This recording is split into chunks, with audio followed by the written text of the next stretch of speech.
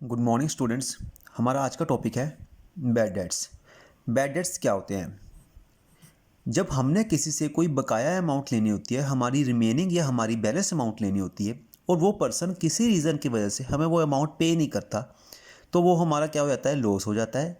तो उसको हम क्या बोलते हैं, बैड डेट्स। कि हमने अमाउंट रिकवर करनी थी लेकिन उस पर्सन ने वो अमाउंट हमें पे करने से मना कर दिया किसी रीज़न की वजह से, तो उसको वर्ड यूज होता है बैड डेट्स। अकाउंट्स में उसको क्या बोलते हैं, बैड डेट्स।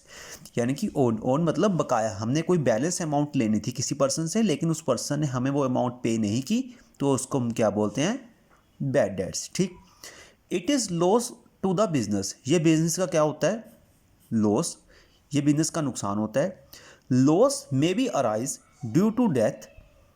लॉस कब अराइज होता है, कब हमें ये लॉस होता है, डेथ के केस में। हमने जिस पर्सन से पेमेंट लेनी थी उस पर्सन की डेथ हो गई। इंसॉल्वेंसी, वो पर्सन का दिवालिया निकल गया, मतलब लीगली तौर पर उसने डिक्लेयर कर दिया कि मेरे पास किसी को कुछ पे करने के लिए नहीं है। थर्ड, डिसहोनेस्टी, उस पर्सन ने झूठ बोल दिया कि मैंने आपका बैलेंस अमाउंट कोई पे ही नहीं करनी, मैं सारे अमाउंट पे कर चुका हूँ। तो इसको हम क्या बोलते हैं, बैड डेट्स। तो बैड डेट्स क्या होता है, हमने किसी पर्सन से बैलेंस अमाउंट लेनी थी और उस पर्सन ने वो बैलेंस अमाउंट हमें पे करने से मना कर दिया, तो ये हमारा बिजनेस का क्या होता है, लॉस।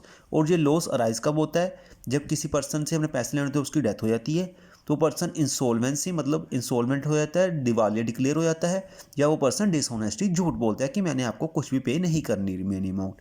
तो उसके रिगार्डिंग हम अकाउंटिंग ट्रीटमेंट क्या करेंगे।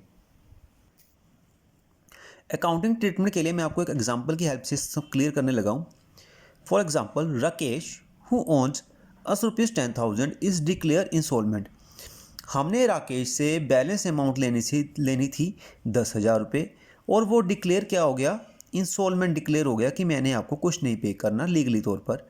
ठीक है ना, मेरे पास कोई अमाउंट बैलेंस नहीं है, मैं किसी को कुछ पे नहीं कर सकता। Only 60% amount be recovered from his. हमें उससे सिर्फ 60% अमाउंट ही रिकवर हुई।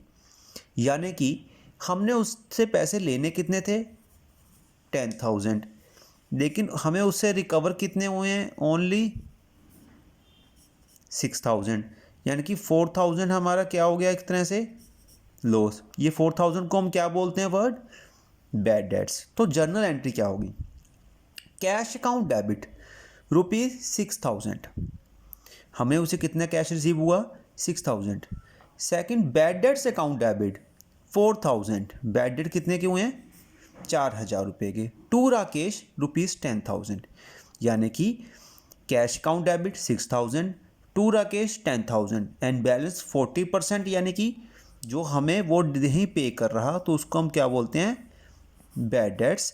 Cash account debit 6,000, bad debts account debit 4,000, to Rakesh account 10,000। और इसकी नरेशन क्या होगी, being 60% recovery on the insolvency.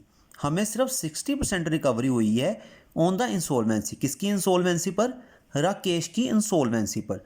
तो एंट्री है cash account debit 6,000, bad debt account debit 4,000, to Rakesh account 10,000। हमने राकेश से 10,000 लेने थे लेकिन वो 10,000 हमें सिर्फ 60% अमाउंट ही पे कर रहा है, हमें रिकवर हुई है 6,000 cash and 4,000 bad date. Rakesh हो जाएगा टू राकेश अकाउंट 10,000 हमारे क्रेडिट।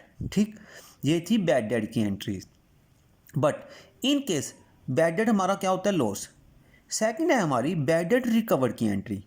जो हमारा लॉस हो गया, इन फ्यूचर हमें वो पैसे रिसीव हो जाते हैं। हमारे इस एंट्री में, मैंने ऊपर वाली एंट्री में आपको करवाया था, मैं सेम एग्जांपल इसलिए रख रहा हूँ तो आपको ईजिली क्लियर हो सके उस चीज़ के रिगार्डिंग।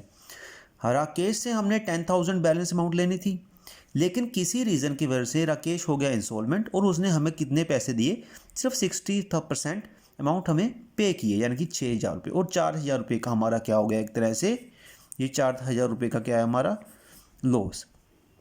इन फ्यूचर हमें ये 4,000 रुपये रिकवर हो जाते हैं, तो एंट्री क्या होगी, bad debts recovered. Bad debt recovers क्या होती है, बिजनेस की इनकम। कौन सी इनकम, जो पहले लॉस हो चुका था वो हमें किसी रीज़न की वजह से बाद में रिकवर हो रहा है, तो उसकी अकाउंटिंग एंट्री क्या होगी, कैश अकाउंट डेबिट। हमारे पास क्या आएंगे, पैसे आएंगे, cash account debit ₹4,000 to bad debt recovered account. Bad debt recover हो रहे हैं, यहाँ पर बैड डेट क्या था, लॉस, डेबिट हुआ था, यहाँ पर क्या हो जाएगा, to bad debt recovered 4000 credit, और narration being bad debt recovered, हमारे बैड डेट जो हमारे पिछले किसी रीज़न की वजह से लास्ट ट्रांजैक्शन में हमें हो गए थे, हमें इन फ्यूचर वो अमाउंट रिकवर हो रही है, तो उसको हम क्या बोलते हैं, बैड डेट रिकवर। तो ये हमारी क्या हो जाती है, एक तरह से इनकम। कौन सी इनकम है, जो लास्ट ईयर्स के लॉसेस थी वो हमें किसी रीज़न की वजह से इन फ्यूचर रिकवर हो रहे, उसको क्या बोलते हैं, बैड डेट्स रिकवर्ड। ठीक है, तो ये था हमारा आज का topic, bad debt and bad debt recovered. Bad debt क्या होते हैं, लॉस होते हैं। ये लॉस अराइज कब होते हैं, डेथ, इंसॉल्वेंसी एंड डिसहोनेस्टी के रीज़न की वजह से।